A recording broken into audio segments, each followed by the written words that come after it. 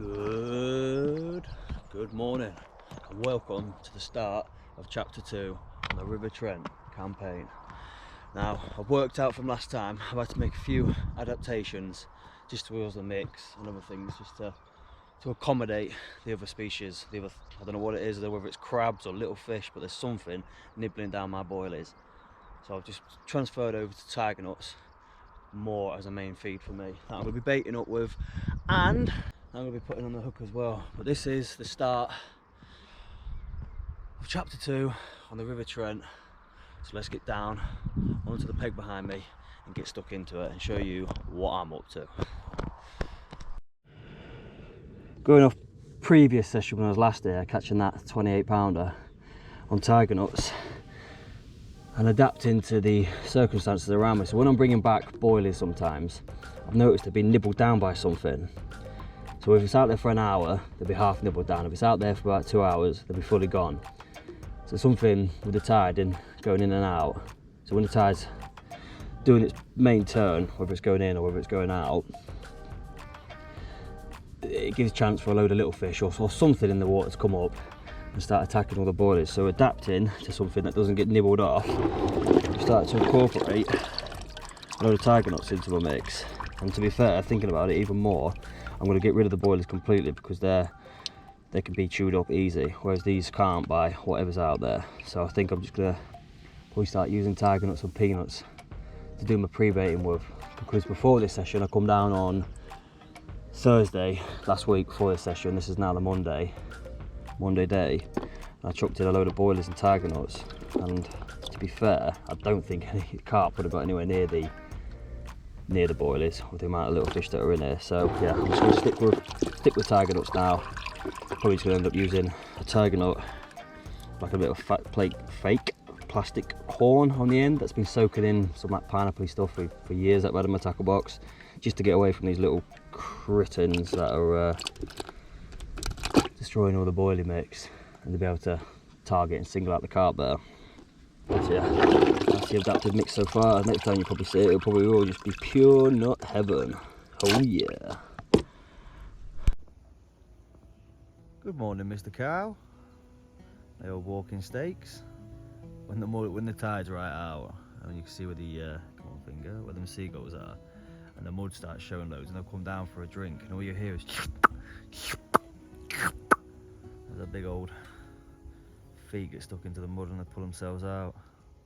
Awesome. Won't be drinking that. There's no tea water that. We're on. Yes. This is a bit crazy, to be fair. This rod's just busted off, and I've come to this one. That one over there's just tanked off as well, but luckily the fish seems to have just stopped and it's hovering around on the edge. Fucking hell. Nothing for hours. And boom, 2 rods at once, rip off.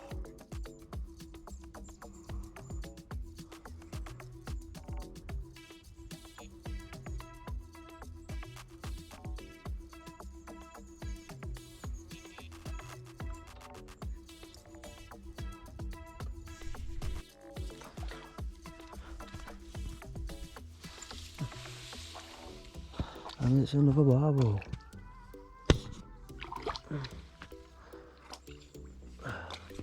Go on, mate.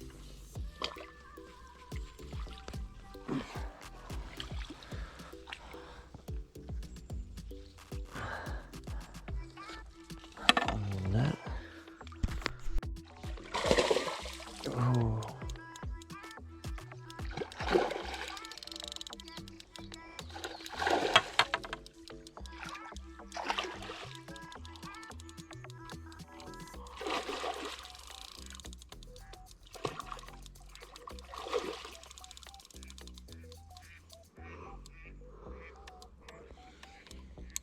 It's a bit smaller, this one.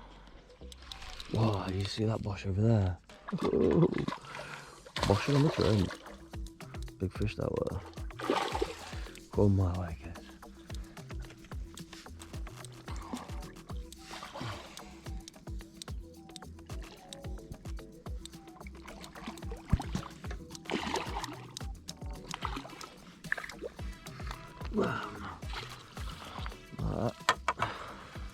double take or barbel.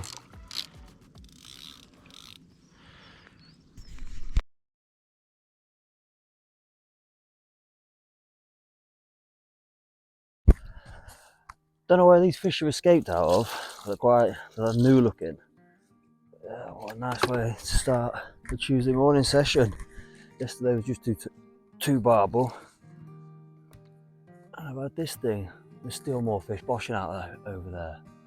I wonder if these have escaped out of, there's a place called Girton up the way, big complex. If I heard it did flood, I wonder if these have escaped out of there. But yeah, this is a £26 common carp. Oh, second one's going now, bastard. This is the second one after the one I've just shown you. So that 26-pounder, we're rattled off in 5-10 minutes of being there. Got that in a sling, ready to get the tripod sorted from pictures. And this guy pinged off 5 minutes afterwards. Fraction of the size, but proper little cricket about this one.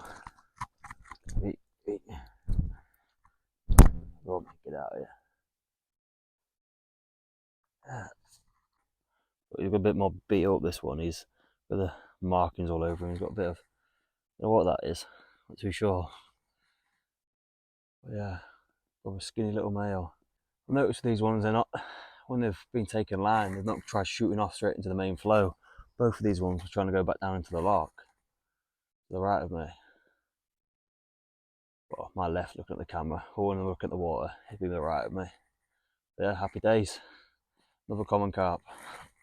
But when we're looking at the upbaits, that on the front has been chewed by something, and the hair's been chewed off as well.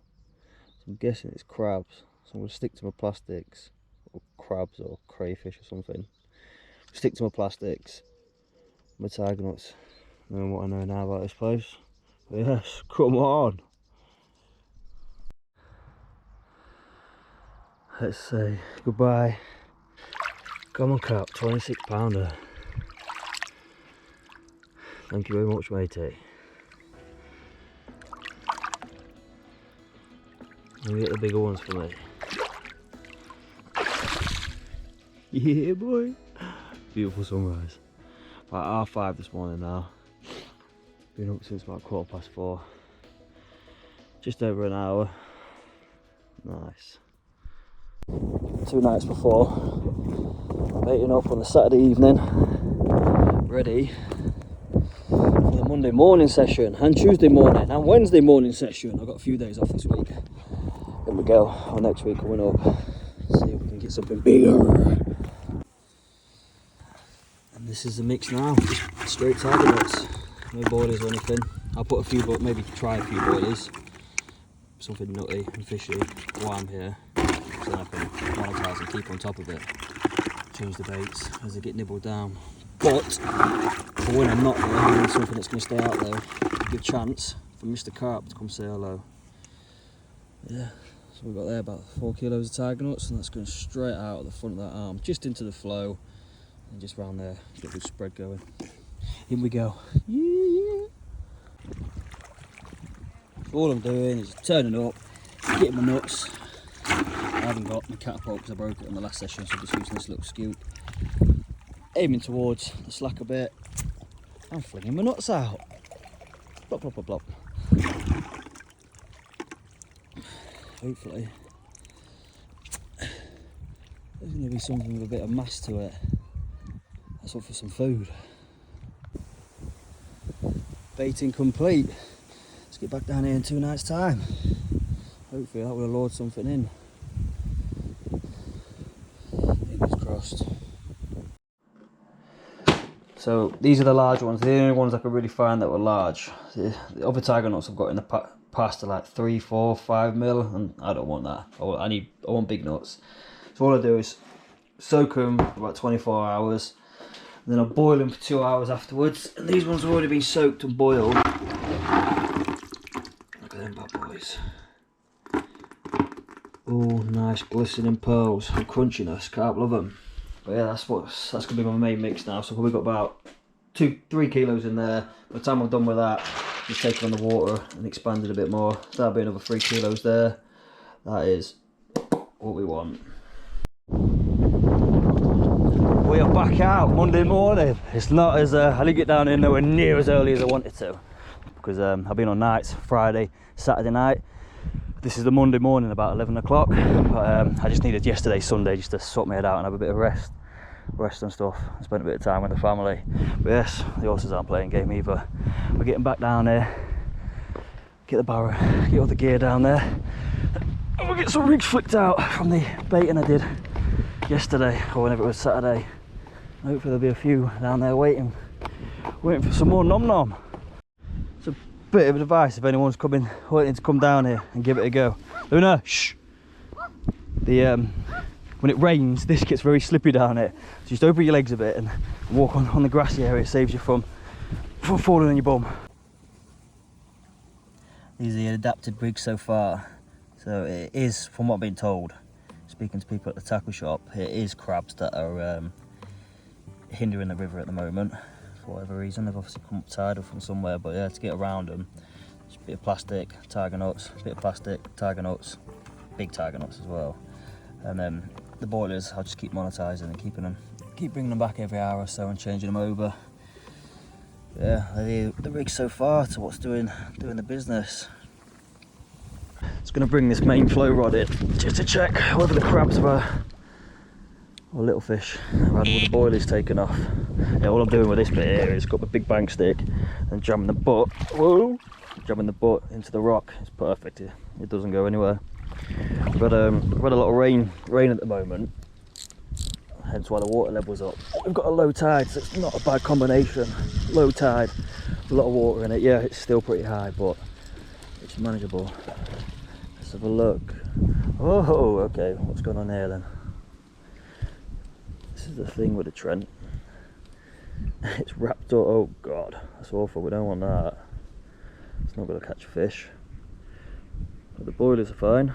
It's just the whole rig was tangled up. I might even swap this one over to with a bead and a micro ring swivel on there, just so it's got a bit more freedom of movement. This is fixed in position, so if anything happens to it, it can wrap up like you've just seen. Whereas when you've got everything moving freely, it is a lot better. Well, that's good news to say they're still okay. After bringing that rig back and seeing the monstrosity where it was tangled up, I've swapped over to something that's a bit more flexible, and hopefully will avoid that sort of tangle up from the rig that I was using before. You know, without the rig, and not as tied up, it can be manipulated into that way it was sat, and I don't want that happening on a flowing water. So a rig that's got a bit more flexibility to it to keep everything working effectively is going to be the one for me now on, after having that little learning curve. So let's get this slogged back out. Where's the carp or barbel waiting for me? 3, 2, 1, yeet! Way! Plonk. Boosh. Simple as that.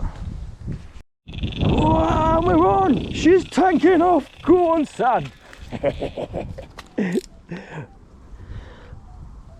That's holding.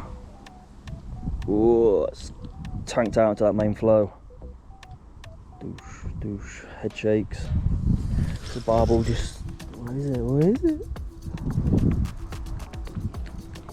Yes. First take of the Monday.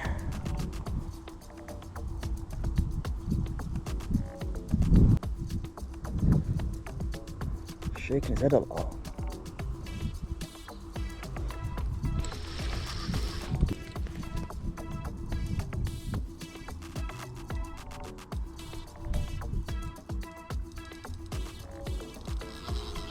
Ooh.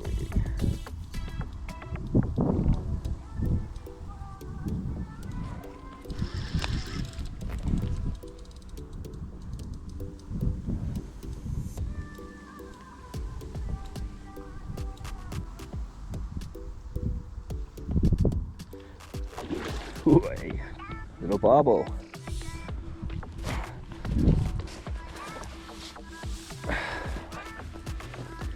don't mind catching the old barbel. They are a good bit of sport. Get the old heart going, they are a good fight, but they're just the same. Come here, mate. Oh, no, he's not wanting to go in. Plop. Just a scorches boy. There they are.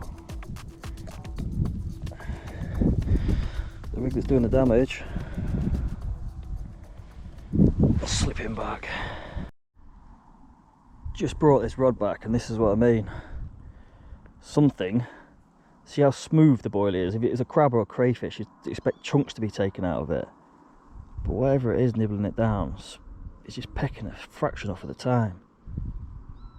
So there's a combination of crabs in here that are ripping off anything that it can penetrate through, and I think little fish sucking at it till they pull off what they need.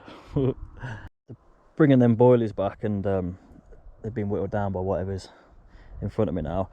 Stuck 220 millers on just so there's a bit more mass there, so it takes longer for whatever's out there to whittle it down longer, so you know, a carp or a barbel can eventually reach the food source and it lasts longer. I was going to put tiger knots on, but I scrapped that idea. You know, I've got 2 other rods on tiger knots, so I want one and boil it at least. So yeah, that's going out there now. Look at this thing that's just grabbed our bait as I'm bringing it in.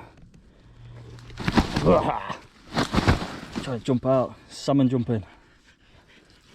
Long lean thing. Right, let's get him on. Discorch and throw him back in.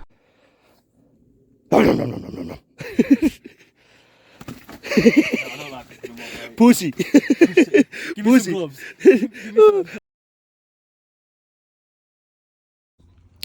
Just for the record, it's not that I am a buzzy, as someone says. It is, I've had bad experiences in the past with pike, and I've had my hands absolutely mauled by him, so hence why I don't like things with teeth. But he went back safely anyway, just before I clear that one. Hey, truth be told, I come down Monday, Tuesday, Wednesday this week as well. Monday I had a barbel and I had that pike, and then Tuesday, Wednesday I blanked. Spend all day Tuesday here, literally give it all morning till the evening, and nothing. Just not, I didn't see anything either, nothing at all. And I come down again on the Wednesday, and it was the same. I was feeling the same sort of vibe, energy from the place. Since this water's come in, it's not done it any favours. I don't know whether this is too early to make this assumption, but when it was really low water levels and blistering heat, the carp seemed to be behaving a bit better on this place. I've been seeing them about out down there in the main park, but they're just not coming to the food as well. So I'm back out. It's for a little bit on the Saturday. Probably going to do my night shift tonight, just to give it a few hours, see if anything occurs. If not, I'm going in for a steak and veg. But yeah, come on then. Not another blank on the cards, please. We'll just forget about them blanks. You have to take the rough with the smooth, and the smooth with the rough.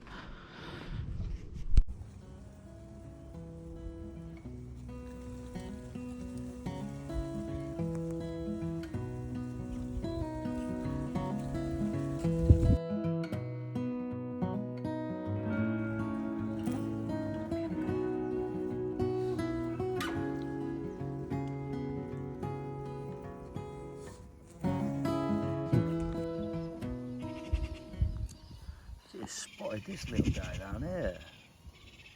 He's looking a bit dizzy, aren't you, mate? What's going on? Let's go and investigate.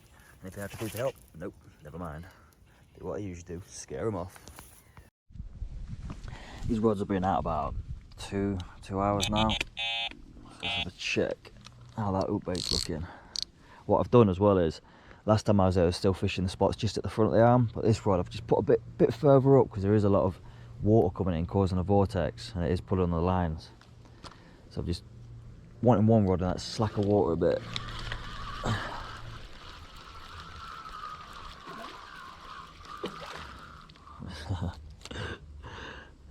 No bait. I know this is looking super sunny now, but it has been diabolical weather for the last week or so. We've had loads of rain that's influxed into the Trent, and it has affected the carp's behaviour. thus affected the carp's behaviour. But so I think I'm gonna get down to some lakes for 2 or 3 weeks and just get back into some lakes while the water levels die off on this place, because it's not fruitful. And this is going to be my 3rd blank now, and as experience tells me, you keep chipping away with things, you keep at it, and eventually it does come good, yes. But what if it doesn't? Do you know what I mean? So we'll wait for these water levels to die off and hopefully come back down, and the carp are playing ball. That is the van packed up and me going home with my tail between my legs. To be fair, I haven't had 3 blanks in a row for a while, but it's how the cookie crumbles, isn't it? That's how it goes sometimes. But I'm gonna keep the food going in, down on that location, while I'm venturing out onto lakes and stuff, and just let them water levels die down. And then 2 or 3 weeks time, I'm gonna come back and give it another go.